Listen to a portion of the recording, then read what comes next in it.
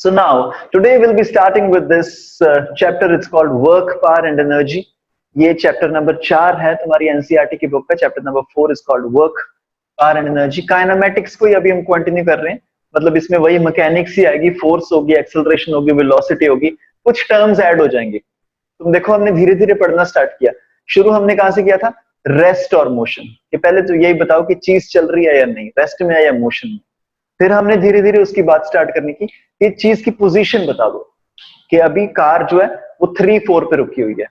फिर मैंने थोड़ा सा और एडवांस किया. हमने बोला कि डिस्प्लेसमेंट बता दो. 2-1 से लेके 5-3 तक कार चलेगी, बताओ कितना डिस्प्लेस होगी. फिर हमने डिस्प्लेसमेंट की बात स्टार्ट करनी की. फिर हमने बोला कि 5 सेकंड के अंदर इतनी डिस्प्लेसमेंट हुई है, बताओ वेलोसिटी कितनी है. धीरे धीरे हम थोड़ा सा आगे बढ़े, मैं वेलोसिटी की बातें करने लगा. फिर वेलोसिटी के बाद हमने एक्सेलरेशन की बात की. एक्सेलरेशन के बाद हमने फोर्स की बात की. मास और एक्सेलरेशन को मिला के मैंने फोर्स की बात की. तो इस चैप्टर में फोर्स से भी हम आगे बढ़ेंगे. हम 3 और नए टर्म्स को इंट्रोड्यूस करेंगे और उनका नाम है वर्क, पावर एंड एनर्जी. ठीक है, वही वही चीज चल रही है. कार ही जाएगी इसमें भी. इसमें भी वही होगा कि एक मंकी ऊपर चढ़ रहा है, कार जा रही है, लिफ्ट है, पुली है, ये सारी सेम एग्जांपल्स होंगी, लेकिन कुछ टर्म्स इंट्रोड्यूस हो जाएंगी. Work, power and energy, these 3 new terms will be introduced. What I'll do is at the end of the class I will give you a DPP. उसमें 5-6 क्वेश्चंस होंगे जो हमने class में किए, उसी से रिलेटेड 5-6 क्वेश्चंस होंगे और वो तुम्हें डीपीपी लगा के आने मतलब क्वेश्चंस को सॉल्व करके आना है. And I will not do all this checking and all these things. ठीक है, तुम्हें मेरे को डेली के डेली ऐसे आंसर्स नहीं भेजने. You just do it by yourself. और अगर तुम्हें कोई भी कहीं पे भी डाउट आता है, कहीं पे भी कोई डाउट आता है, या फिर तुम्हें लग रहा है कि ये किसी अच्छे तरीके से हो सकता है, कोई बेटर अप्रोच हो सकती है, whatever you want to ask me, feedback or doubts or anything related to the DPP, what you can do is you can always send me a WhatsApp message और फिर हम उसको देखेंगे कि हमें इसको कैसे करना है. ठीक है, sounds good. और this thing has become much more important now because syllabus change हो गया. अभी हम जैसे नया चैप्टर स्टार्ट करने जा रहे हैं, क्योंकि अभी सारा सिलेबस चेंज हो गया. ग्रेविटेशन का सिलेबस चेंज हो गया, न्यूटन्स लॉज ऑफ मोशन का चेंज हो गया, जो हमने अभी तक चैप्टर्स पढ़े हैं सब चैप्टर्स का सिलेबस चेंज हो गया. तो अभी जो तुम्हारे इंस्टीट्यूट्स ऑलरेडी जो चल रहे हैं ना, आकाश फिटजी वाले, जिनके वो बने बनाए पेपर होते हैं, जो हर साल वही पेपर चिपका देते हैं तुमको, अभी वो पेपर काम नहीं आने वाले, क्योंकि सिलेबस पूरा का पूरा चेंज हो गया. तो अभी तुम्हें at the new end तुम्हें दोबारा से सारे क्वेश्चन पेपर बनाने पड़ेंगे. With that we are starting this chapter and we are starting with this new chapter. It's called work, power and energy. Introduction मैंने तुम्हें ऑलरेडी दे रखी है कि जो भी हमारा काइनेमेटिक्स चल रहा है, हमने अभी तक पोजीशन वेक्टर पढ़ा है, डिस्प्लेसमेंट पढ़ी है, एक्सेलरेशन पढ़ी है, फोर्स पढ़ी है, मास पढ़ा है, उसी को हम आगे बढ़ाएंगे. आज हम पढ़ेंगे वर्क, पावर और एनर्जी. ये चैप्टर 3 हिस्सों में डिवाइडेड है, वर्क, पावर, एनर्जी, और इसी सीक्वेंस में हम इसको 1 by 1 पढ़ेंगे. And today what we are going to start with is work. It's called work. तो अगर मैं तुम्हें आसान भाषा में पूछूं कि भाई वर्क होता क्या है, या फिर हम जिसको बोलते हैं काम, तो तुम बोलोगे काम मतलब कि जैसे मैं अभी पढ़ाई कर रहा हूं, ये मेरा काम है. ठीक है, या फिर मैं अपनी जॉब पे जाता हूँ, वो मेरा काम है. कोई भी चीज हो रही है दुनिया में, वो काम है. लेकिन फिजिक्स में इस चैप्टर के लिए हम इसको थोड़ा सा अलग से देखेंगे. हम इसको मैकेनिकली देखेंगे. ठीक है, फिजिक्स में जब तुम वर्क की बात करते हो तो तुम हमेशा मैकेनिक्स के वे में देखते हो कि यहाँ पे एक ब्लॉक है. अभी तक मेरे जो भी क्वेश्चन आए ब्लॉक वॉक वाले है ना, कि ब्लॉक है, उसको धक्का मार दिया, फोर्स लगा दी, ब्लॉक मूव हो गया, है ना. तो हम इसको भी उसी रिस्पेक्ट में देखेंगे कि कोई ब्लॉक है, उस पर ऐसे फिजिकल वर्क हुआ है, उस पर फिजिकल वर्क हुआ है और तुमने कुछ फोर्स लगाई, और वो फोर्स लगाने की वजह से वो जो ब्लॉक है थोड़ा सा मूव हो गया. तो हम बोलेंगे कि तुमने कुछ काम किया. तो हम बोलेंगे तुमने कुछ काम किया. Okay, I am repeating this once again कि मान लो अगर कोई ब्लॉक है या फिर कोई फिजिकल ऑब्जेक्ट है, तुमने बाहर से कुछ फोर्स लगाई और उस फोर्स की वजह से उसमें कुछ मूवमेंट आती है, उस ब्लॉक में कुछ मूवमेंट आती है, तो हम बोलेंगे you have performed some work. लेकिन द एग्जैक्ट डेफिनेशन, जो पूरी की पूरी एग्जैक्ट डेफिनेशन है, वो मैं तुम्हें अभी दे रहा हूं. The definition of work is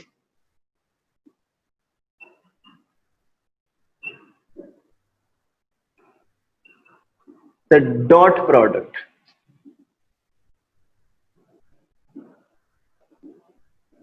the dot product of force and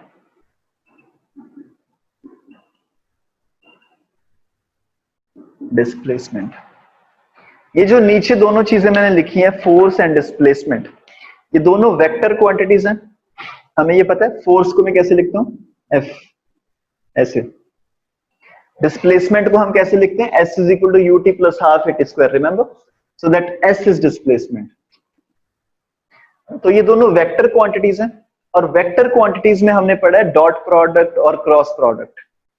तो दो वेक्टर क्वांटिटीज, फोर्स और डिस्प्लेसमेंट, इन दोनों का डॉट प्रोडक्ट क्या होता है, तुम्हारा work.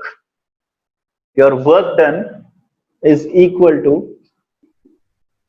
Dot product of force and displacement.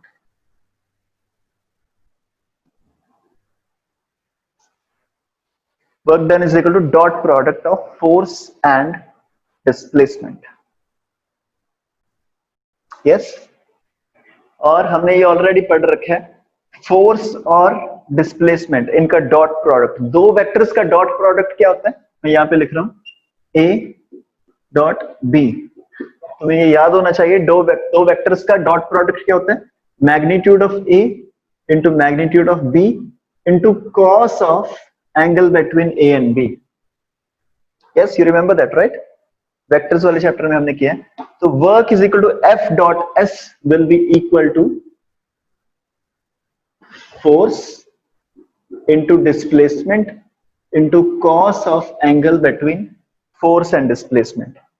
तो तुम इसको ये भी लिख सकते हो।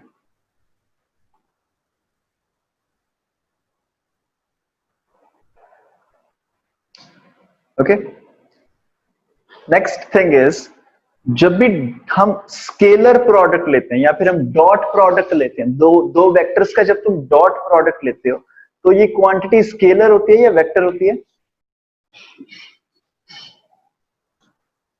दो वेक्टर्स का जो डॉट प्रोडक्ट होता है, this is always a scalar quantity.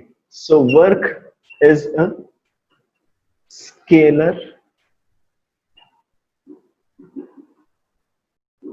Quantity.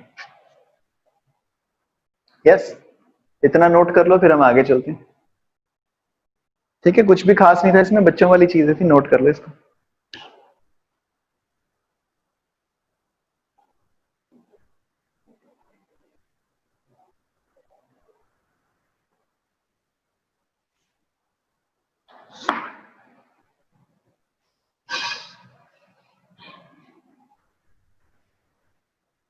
मेरे को इतना पता चल गया, work is a scalar quantity.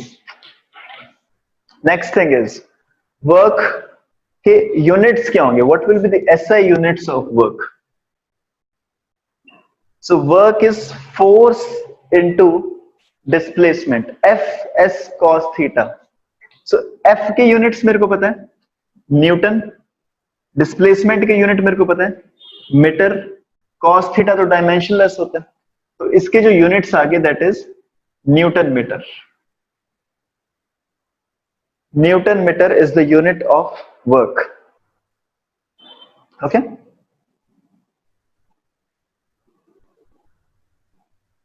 This is the SI unit, और इसको हम क्या बोलते हैं वो हम बाद में देखेंगे। इसको हम जूल बोलते हैं या फिर कुछ और बोलते हैं, वो बाद में देखेंगे। एज ऑफ नाउ फोर्स और डिस्प्लेसमेंट, न्यूटन मीटर इसकी यूनिट आगे। So next is, what are the dimensions of work? Dimensional formula होता है ना एमएलटी वाला, एम एल टी। यहां पे क्या पावर्स आएंगी एमएलटी की? टेक 2 मिनट्स, निकाल दो इसको। फोर्स तुम्हें पता है, force is mass into acceleration, M L T minus 2, और उसमें एक एस ऐड हो गया, मतलब L2 बन गया। So this becomes M1 L2 T minus 2.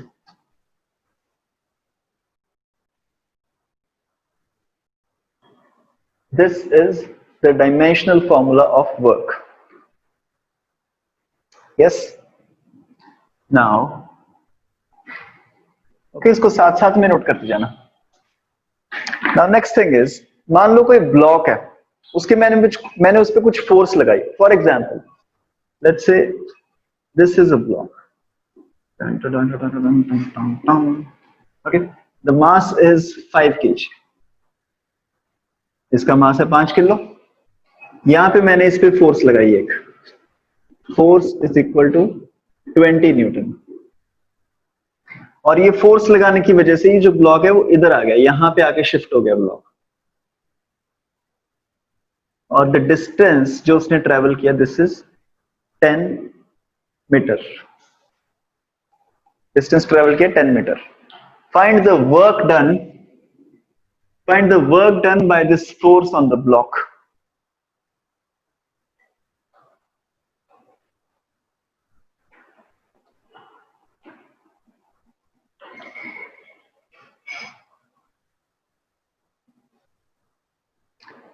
You can write your answers in the chat box.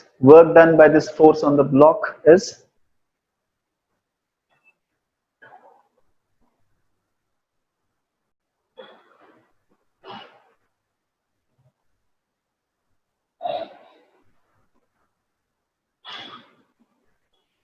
find the work done by this force on this block.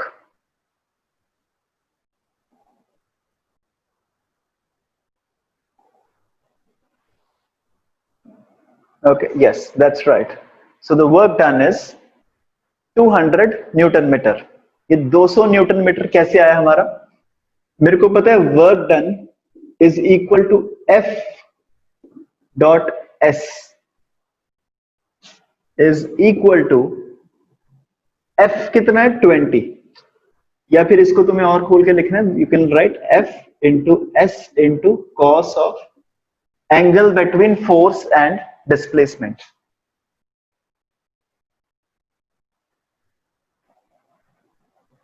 साइक गलत answer है तुम्हारा. 250 गलत है. दोबारा से देख. Okay, so you see force is 20. Displacement कितनी हुई? यहां से लेके यहां तक, ये डिस्प्लेसमेंट वेक्टर है 10. cos of theta, what is the angle between force and displacement? Force ये, डिस्प्लेसमेंट भी इसी डायरेक्शन में ऐसे.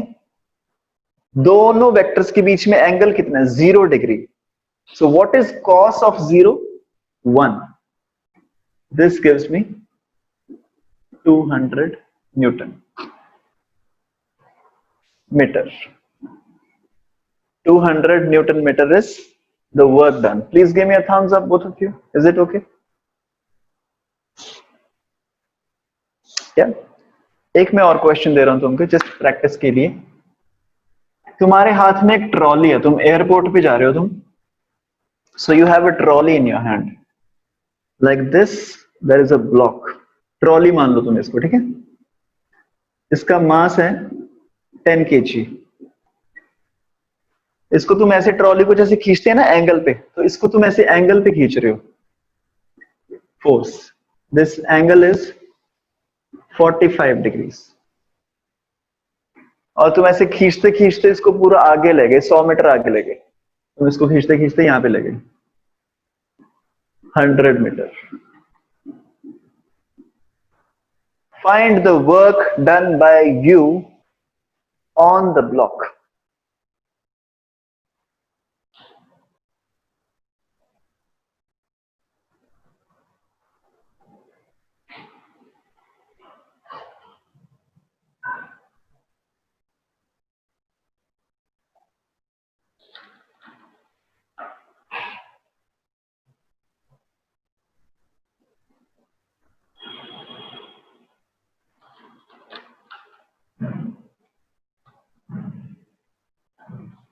Find the work done by you on block.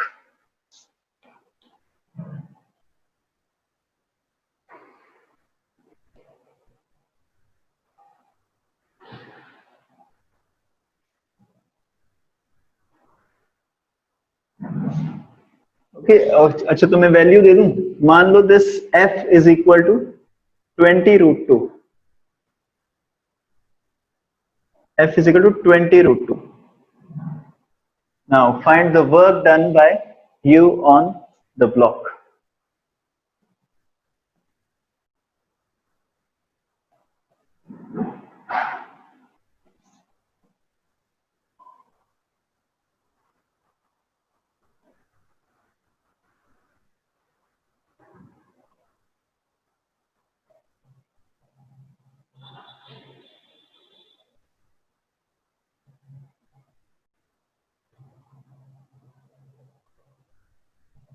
Okay, please write your answers in the chat box.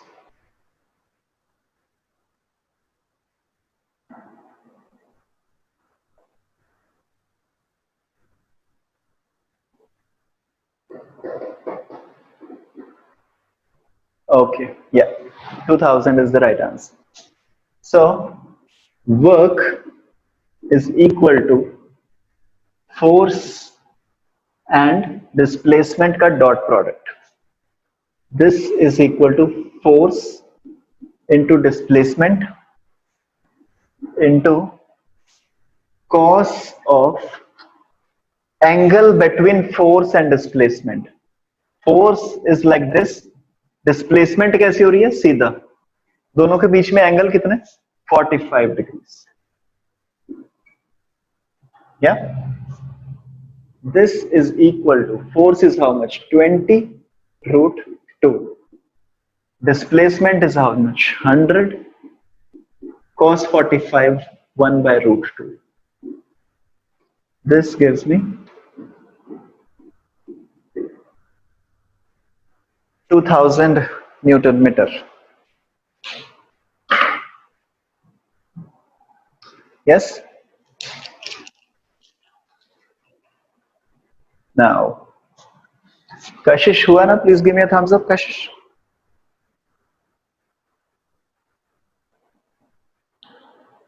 Please give me a thumbs up, Kashish, if this is okay. Okay, तो तुम्हारा answer क्यों नहीं आ रहा? Okay, from next time onwards, you write the answer in the chat box. ठीक है? मेरे को personal message में you can write the answers. ठीक है? तो इन दोनों केसेस में तुम देखो, जो वर्क डन था, जैसे इस डायरेक्शन में मैंने फोर्स लगाई, दो तरीके हैं, ठीक है, फोर्स लगाने के. एक तो जैसे ये ब्लॉक है, मैंने ऐसी फोर्स लगा दी F, और वो जो ब्लॉक है वो ऐसे ही मूव हो गया इसी डायरेक्शन में S. तो तुम देखो यहाँ पे फोर्स और डिस्प्लेसमेंट के बीच में एंगल कितना है, theta is 0. Angle is 0 degree. तो जब भी एंगल 0 डिग्री होता है, work done is equal to force into displacement into cos of 0. Cos of 0 तो 1 ही हो जाता है, तो कॉस ऑफ 0 1 हो जाता है. So your work done is basically force into displacement when theta is equal to 0. When theta is equal to 0, your work done is force into displacement. ठीक है, हम और थोड़ी सी कॉमन एग्जांपल्स लेते हैं. Let's say when theta is equal to 90 degrees. When theta is equal to 90 degrees, तो उस time पे क्या होगा, तुम्हारा वर्क डन क्या होगा, force times displacement into cos of 90 degrees. Force और डिस्प्लेसमेंट की कोई भी वैल्यू हो, तुम्हें पता है कॉस ऑफ 90 कितना होता है, 0. So this will give you 0. मतलब when theta is equal to 90 degree, work done is equal to 0. लेकिन ये थोड़ा सा कंफ्यूजिंग सा लग रहा है ना कि यार वर्क डन ऐसे 0 कैसे होगा, और हमें कोई एग्जांपल भी अभी समझ में आ नहीं रही कैसे फोर्स डिस्प्लेसमेंट 90 डिग्री का एंगल हो. चलो एक और एग्जांपल लेते हैं. थीटा को कर देते हैं 180 डिग्री. ठीक है, जस्ट ऐसी मजे के लिए करना है ये सारी चीजें. थीटा को कर रहा हूं मैं 180 डिग्री, फिर देखते हैं क्या होगा. लेट्स से जो फोर्स और डिस्प्लेसमेंट है उनके बीच में जो थीटा है, that angle is 180 degree. So now your work done should be equal to force और डिस्प्लेसमेंट का डॉट प्रोडक्ट.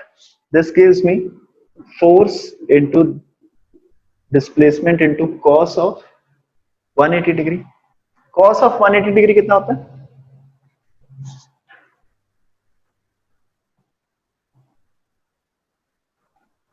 cos of 180 कितना होता है, ये तुम लोगों को पता होना चाहिए by now what is cos of 180 degree. और अगर नहीं भी पता तो तुम्हें निकालना आना चाहिए. ठीक है, ये तुम्हें मैथ्स में भी काम आएगा और फिजिक्स में भी काम आएगा. So how you calculate this cos of 180 degree is, this is how I do it. ठीक है, मैं इस तरीके से करता हूं, अगर तुम्हारा कोई और तरीका है तुम उस तरीके से भी कर सकते हो. Okay, so how you do, yes Zach, so the value is -1. cos of 180 is -1. ठीक है, तो मैं कैसे करता हूं इस तरीके को, मैंने ना ग्राफ्स रट्टे मार रखे हैं. रेदर देन वैल्यूज को रट्टा मारूं मैं कि अगर मैं वैल्यूज को देखूं, हाँ जी कॉस ऑफ 45 इतना होता है, ये इतना होता है, वैल्यूज को नहीं मैंने याद रखा, मैंने ग्राफ्स को रट्टा मार रखा है। तो मुझे ये पता है कि साइन थीटा का ग्राफ ऐसे जाता है,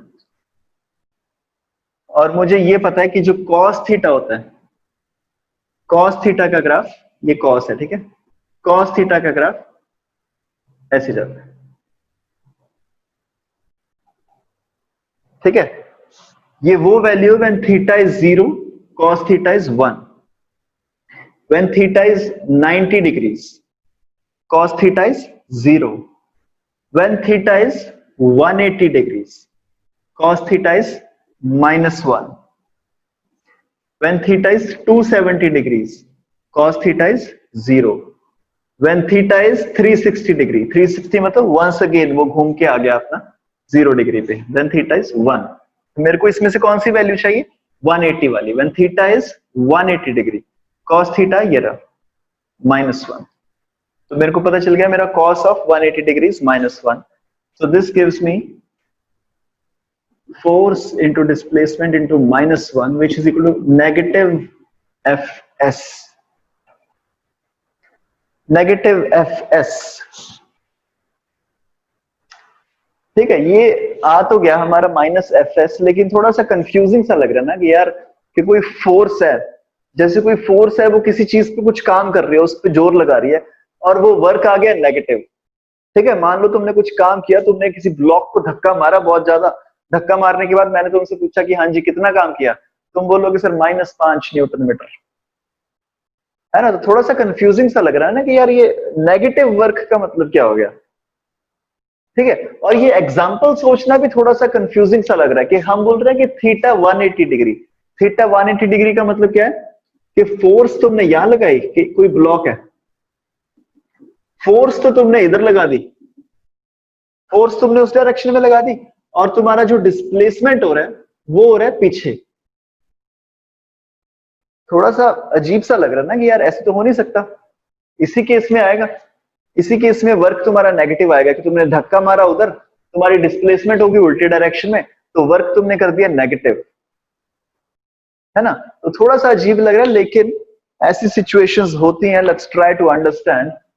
A very common example of this is जो हमने अभी पिछले चैप्टर में लास्ट टॉपिक किया, एंड दैट इज, क्या कोई बता सकता है अनम्यूट करके, तुम्हें लग रहा है किस केस में वर्क नेगेटिव आएगा, सोच के देखो थोड़ा सा।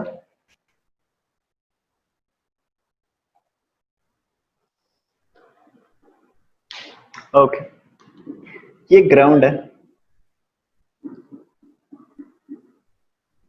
यहाँ पे मास है 10 kg,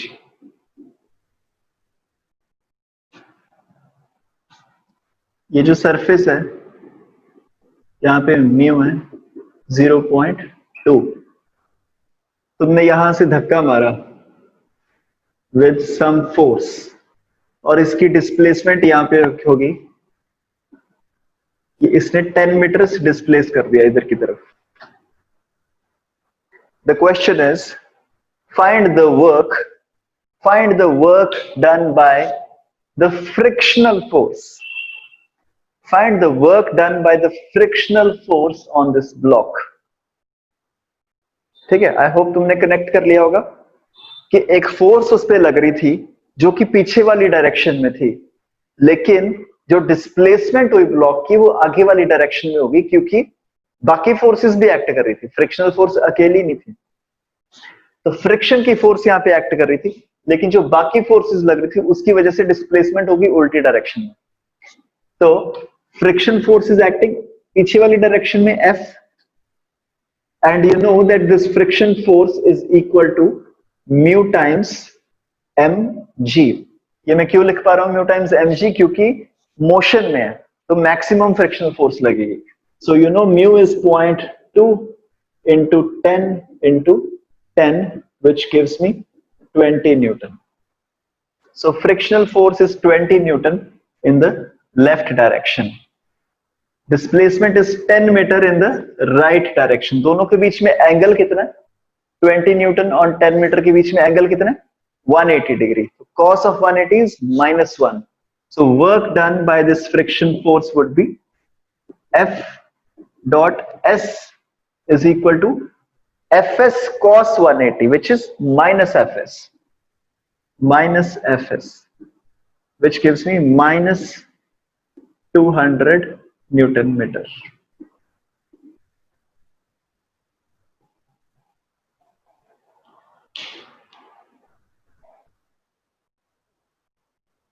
Yes, please give me thumbs up. Is it okay? ठीक है, समझ में आ रहा है ना? So, ठीक है साइक, please give me thumbs up. Okay, अब मैं तुम्हें एक क्वेश्चन दे रहा हूं, खुद से तुम्हें ये अब अपने आप सॉल्व करना पड़ेगा तुम्हें. इंक्लाइन प्लेन वाला, ठीक है? हम इंक्लाइन प्लेन के हमने बहुत सारे क्वेश्चंस किए पिछले चैप्टर में. एक इंक्लाइन प्लेन का मैं तुमको क्वेश्चन दे रहा हूं. एक इंक्लाइन प्लेन है ऐसे करके, इसकी ये जो लेंथ है वो L. अब तुम सोच के देखो, आज तक कोई भी क्वेश्चन इंक्लाइन प्लेन का मैंने तुम्हें इंक्लाइन की लेंथ नहीं बताई, लेकिन अब मैं तुमको लेंथ बताना स्टार्ट करूंगा, क्योंकि हमें क्या करना है, डिस्प्लेसमेंट भी देखनी है कि भाई वो कितना नीचे आया. यहां पे एक ब्लॉक पड़ा है 5 किलो का, उसको तुमने छोड़ दिया, एक फोर्स लग रही है इस पे, ग्रेविटेशनल फोर्स लग रही है, एक उसका कंपोनेंट होगा, फिर उसका नॉर्मल रिएक्शन होगा, बस ये इसको रखा है यहाँ पे, और ये थोड़ी देर बाद स्लाइड होके यहाँ पे आ गया. थोड़ी देर बाद ये स्लाइड होके आ गया नीचे. Okay, the question is find the work done by normal reaction.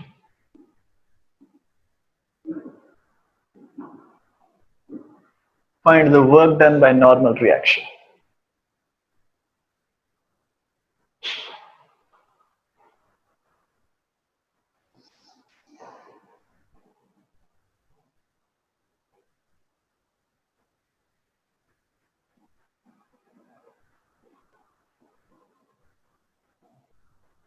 What is the value of L?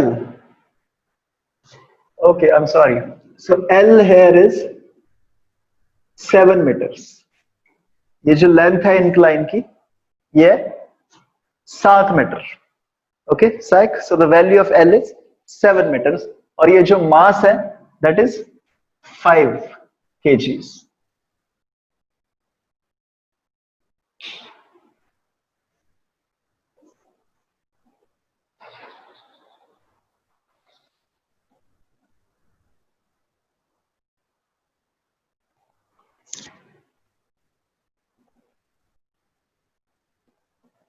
Okay, so we have a question. What is the angle of incline? Okay, I'm sorry. Angle of incline मैंने नहीं दिया. ठीक है, ये जो incline है theta, this is equal to 37 degrees. Angle of incline is 37. ये जो length है that is 5. Okay, sorry, 7 meters. This length is 7 meters. Angle is 37 degrees. अब सारी values आ गई तुम्हारे पास, अब निकाल दो. Work done by normal reaction.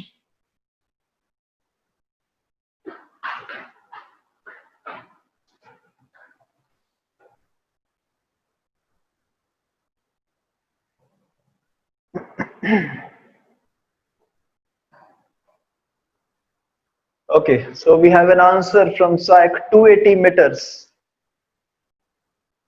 Okay, and we have a Kashish answer 168. ठीक है जी, तो मैं तुम लोग के आंसर लिख रहा हूं. Psych, your answer is 280. Kashish, your answer is 168. Okay, newton metre ना दोनों ने, newton metre. Okay, let's see, थोड़ा सा समझते हैं इसको. हमें निकालना है work done by normal reaction on this block. पहले तो देखिए कौन सी फोर्स एक्ट कर रही है. नॉर्मल रिएक्शन किस तरफ एक्ट कर रही होगी? ये नीचे mg एक्ट करेगा, यहाँ पे कुछ mg cos थीटा एक्ट करेगा, है ना, इधर mg sin थीटा एक्ट करते होती है ना, उसके कंपोनेंट्स बना लोगे. ये जो mg cos थीटा इस डायरेक्शन में एक्ट करती है, इसके ऑपोजिट यहाँ पे ऐसी नॉर्मल रिएक्शन एक्ट करती है n। हमें ये निकालना है ना, please give me a thumbs up अगर तुम्हें ये क्लियर है कि ये नॉर्मल रिएक्शन इस पे कितना वर्क करेगी, ये क्वेश्चन है ना। ये नॉर्मल रिएक्शन इस पे कितना वर्क करेगी वो क्वेश्चन है। और नॉर्मल रिएक्शन तुम्हें पता है, normal reaction is always perpendicular to the plane. ये अगर प्लेन है, ये अगर पॉइंट ऑफ कांटेक्ट है, नॉर्मल रिएक्शन इसके परपेंडिकुलर होगी, मतलब this angle is 90 degrees, this angle is 90 degrees. तो अगर मेरी फोर्स ऊपर वाली डायरेक्शन में ऐसे, डिस्प्लेसमेंट हो रही है इस डायरेक्शन में, नीचे की डायरेक्शन में ऐसे, दोनों के बीच में एंगल कितना है, 90 डिग्री ऐसे। So work done is equal to normal reaction into ये जो तुम्हारी लेंथ है into cos of 90 degrees.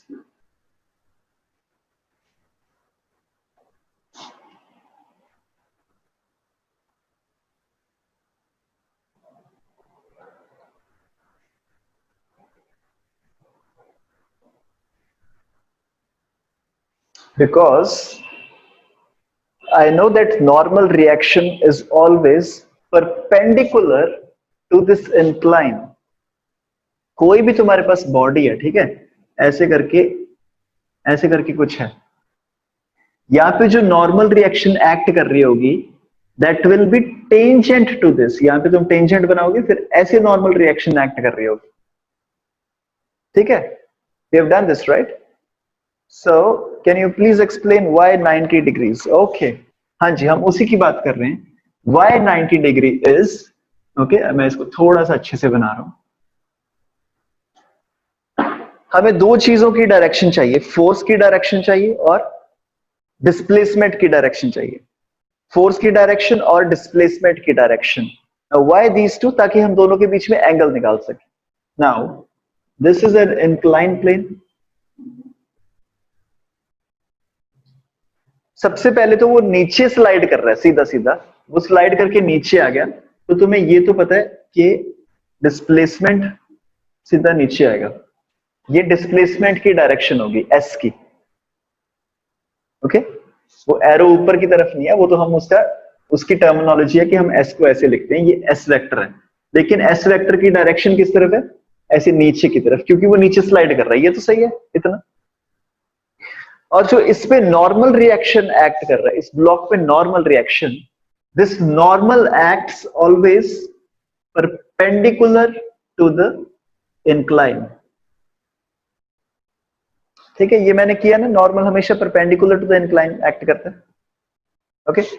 So even otherwise अगर तुम ग्राउंड भी ले लो, ठीक है, यहां पे अगर कोई ब्लॉक पड़ा है तो जो नॉर्मल एक्ट करेगा that will act perpendicular to this surface. अगर दो ब्लॉक्स साथ साथ में पड़े हैं, 1 2, इन दोनों के बीच में जो नॉर्मल एक्ट करेगा that will be perpendicular to this point of contact.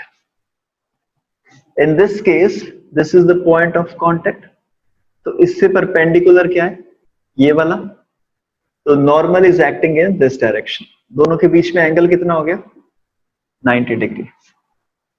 So work done by this normal reaction is force into displacement into cos of 90, which is 0. Correct? Huh? All right. चलो मैं तुम्हें अभी same question दे रहा हूं, इससे थोड़ा सा अलग। Same diagram, same question, everything same. There is an inclined plane like this. Same plane, ठीक है, बिल्कुल वैसा, वही वाला। ये तुम्हारे लिए लाइट तो नहीं है, दिख रहा है तुम्हें? Please give me a thumbs up if the board is visible.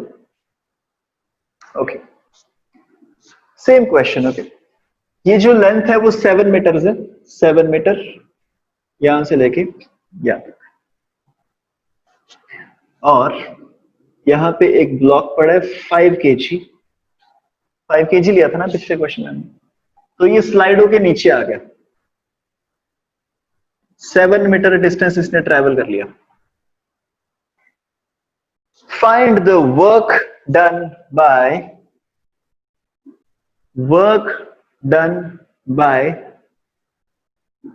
gravitational force.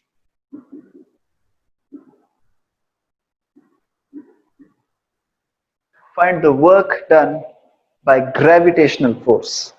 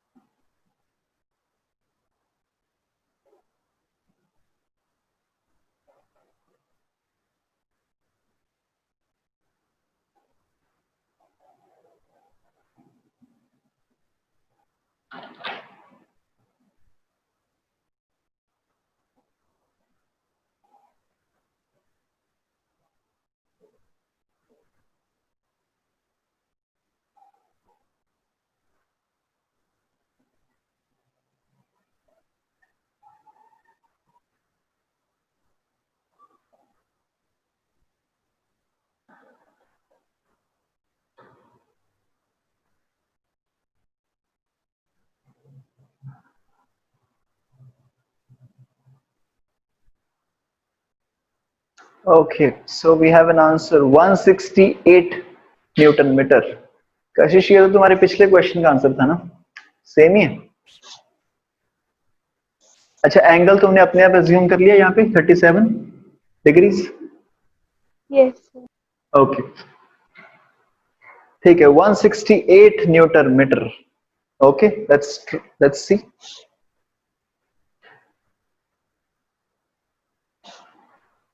Okay जी, लेट्स ट्राई दिस. ये एक्चुअली में बड़ा आसान आंसर है.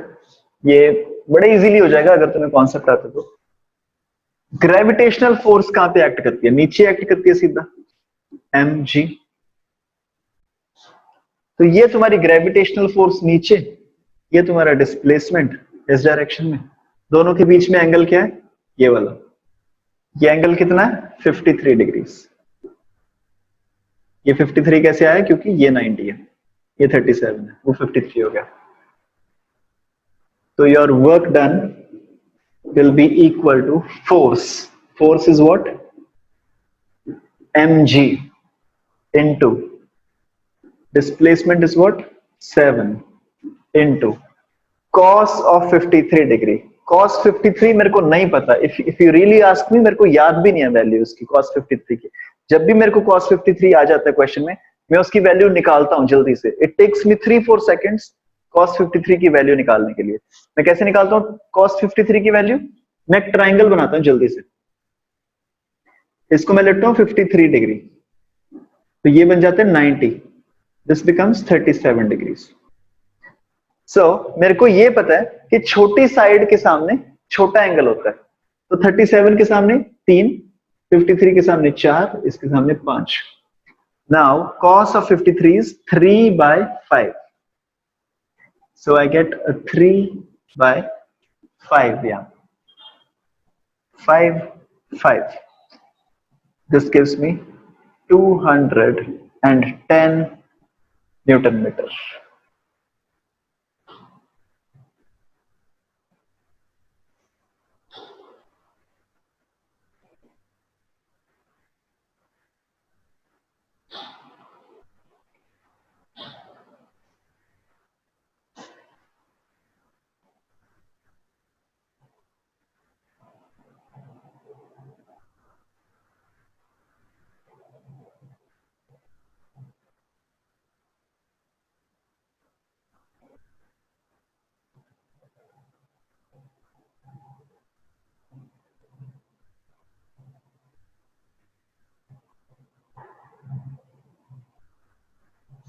Okay, please give me a thumbs up.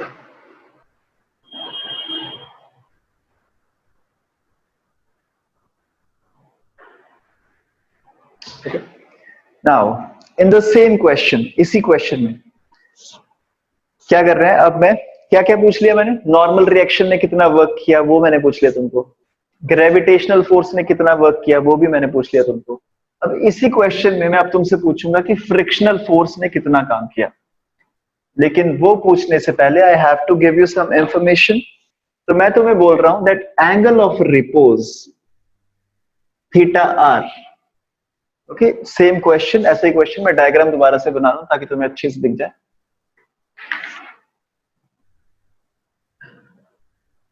एक ब्लॉक है, एक इंक्लाइन प्लेन है 37 डिग्रीज, यहाँ पे एक ब्लॉक पड़ा है 5 kg का।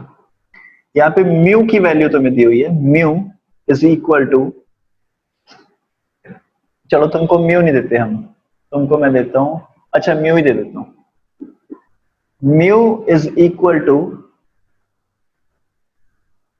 0.75।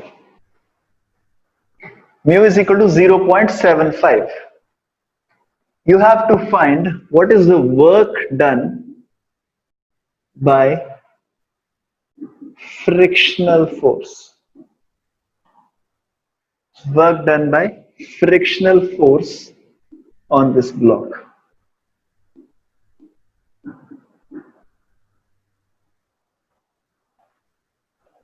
कर दो। अब work done bye frictional force कैसे करोगे तुम? पहले फ्रिक्शन की वैल्यू निकाल लोगे कितनी है। फ्रिक्शन की वैल्यू निकालने के बाद what you will do is friction की वैल्यू इनटू डिस्प्लेसमेंट की वैल्यू इनटू कॉस ऑफ, अब तुम्हें कॉस तो तुम निकाल ही लोगे, फ्रिक्शन ऊपर की तरफ अगर एक्ट कर रही होगी तो एंगल वुड बी 180 डिग्री। ये this length is 7 meters. To find the work done by frictional force on this block. जो मैंने अभी अभी तुमको बोला है वो गलत भी हो सकता है, तुम्हें अपने हिसाब से एनालाइज करके work done bye frictional force निकालना, आराम से करना। थोड़ा सा ये डिफिकल्ट क्वेश्चन, ठीक है, तुम्हें 3-4 मिनट लगेगी, आराम से करना इसको।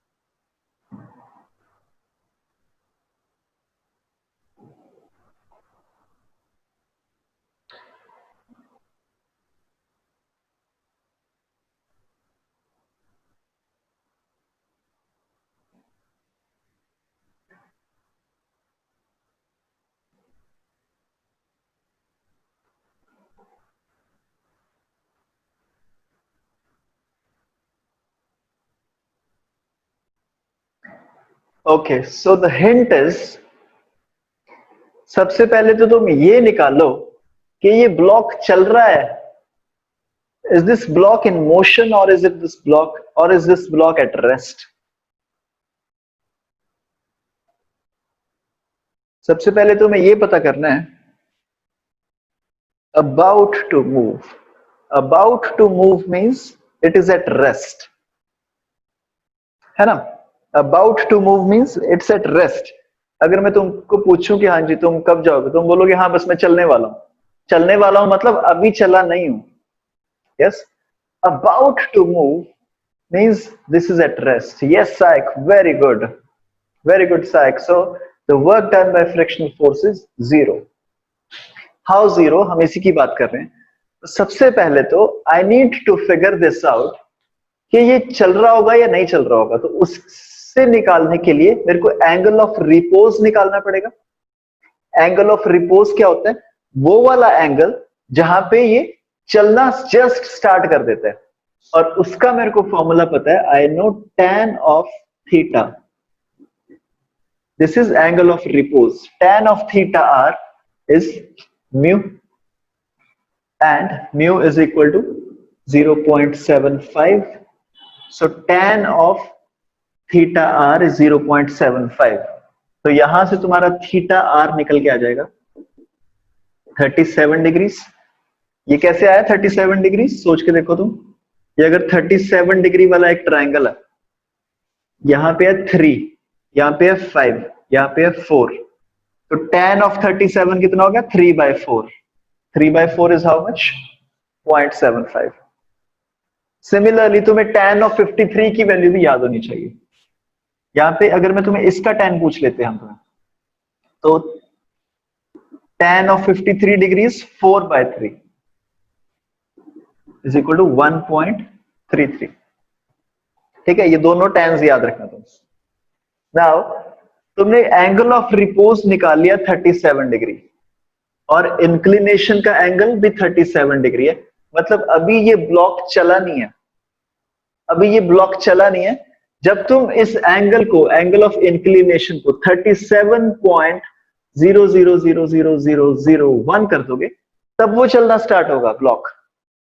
लेकिन अभी ये ब्लॉक चला नहीं है, अभी ये ब्लॉक चला नहीं है, बिकॉज जो तुम्हारी नीचे वाली फोर्स है gravitational force, this is equal to the frictional force, ये दोनों आपस में कैंसिल हो रही है। So the displacement right now is 0। So you know this work done is equal to frictional force into displacement, इनका dot product. This is F into ये जो S है, ये तो चला नहीं है, तो ये एक 0 वेक्टर है। This gives me 0। Work done is 0 newton metre.